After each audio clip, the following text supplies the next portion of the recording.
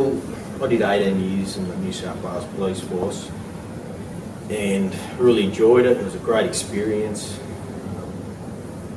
Built up a lot of skills, but unfortunately after 18 years I was medically discharged. I feel I was at the peak of my career and I was doing quite well, so it was quite unfortunate, and when I was medically discharged I was sort of not in a good place. Yeah, so very unfortunate. Like, I really enjoyed being a police officer, especially being a detective. I thought I was going to be there until I was retired, 65. So yeah, and basically I built myself back up mentally and physically, and was looking to get back into the workforce, but didn't know how to. Really didn't know how to.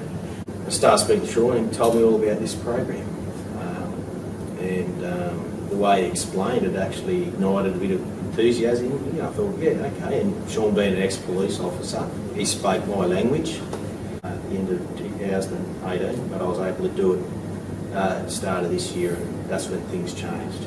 Yeah, big time. To be honest, I was quite anxious. I didn't know what to expect. I was just quite anxious and thinking, was I doing the right thing? A little voice was saying, what's in it for them?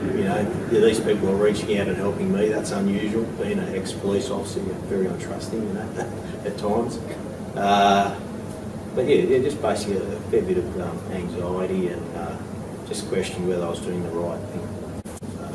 I felt, basically, when I started to meet people and meet the ex-police that were there, I once again started to feel like I was part of something, instead of the way we're sort of feeling being on the outside. So I was buzzing, to be honest. I was really excited and thought, yeah, I'm going to give this a go. Because 12 months ago, when I started putting resumes in and getting no feedback, I got disheartened. I thought, I don't know what I'm doing here. I really don't. And I sort of gave up, I guess. I still had the resume there, but I'd stopped putting in. And it wasn't until I bumped into you, Sean, at the expo, and then just being on that course, and the fact that you sat us down in a room over there actually and went through those how to do an interview, that was brilliant. Because, like I said, I hadn't done an interview since 1992. So to sit down with you guys and to role play an interview, it tested out my how much stress I could handle, and it amazed me. All of a sudden, initially, I didn't do so well, but by the second and third interview, and by the telephone interview that you guys did with us, I was going okay. And you guys gave me some really good positive feedback, some constructive feedback. And I thought, yeah, I can do this. I can really do this. And lo and behold, when I finished the course, got 2 job interviews. That was my first interview. Wow. Since 1992, and all thanks to you guys in this course, I was able to get through it, and I wasn't shaking, I wasn't full of anxiety, I didn't have to run to the toilet. I got through it, and I walked out of there, walked on air, because I thought, wow, I got through that. And it was because of you guys, because of the course. If I hadn't done the course, I wouldn't have done that. The very next day, I got an interview for the current job that I'm in now. It was a telephone interview, went for an hour. I killed it, because I'd just been through that experience for 2 hours, plus all the skills you guys have given me, and I got that job. And this will be my 5th day today when I get to work at 11 o'clock. Definitely. So I went from being medically discharged, getting myself well, and then I started taking the kids to school. In terms of family life, I always had it in the back of my head that my kids looked at me and said, oh, Dad doesn't do much. They don't care if you make their lunches, drive them to school, mop the floors, vacuum, do it. That doesn't matter. They don't see any of that. Even if you do it right in front of them, they just see, oh, Dad's sitting on the couch watching TV again, he doesn't work. They get asked at school, what's your dad do?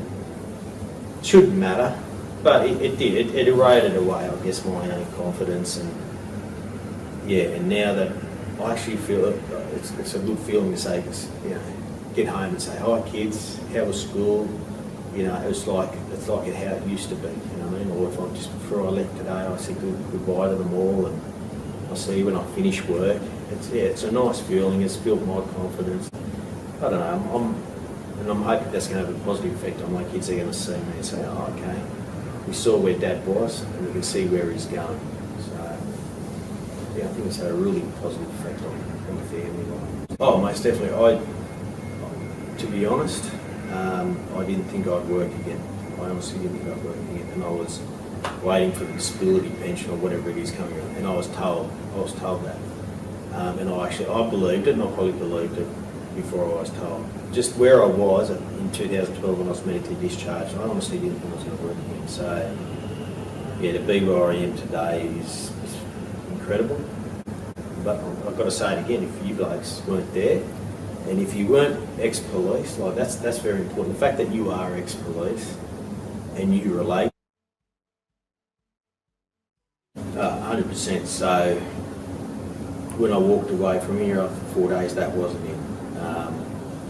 Sean said I could ring him at any time, and unfortunately for him, I did. I did ring him at any time. And Sean played a massive role in getting this current job that I'm in. He spoke to the particular recruiter. He actually forwarded my resume to the recruiter. So he did that part, and then obviously I had to get it over the line by doing the interview. So together as a bit of a team, I got this job. So I'm very thankful to Sean for his help in that. But I was able to ring him. I sent him emails. He looked at my resume. He edited it. He changed it, obviously with my permission. But I didn't feel like I'd done the 4 days and then left to wander the wilderness again.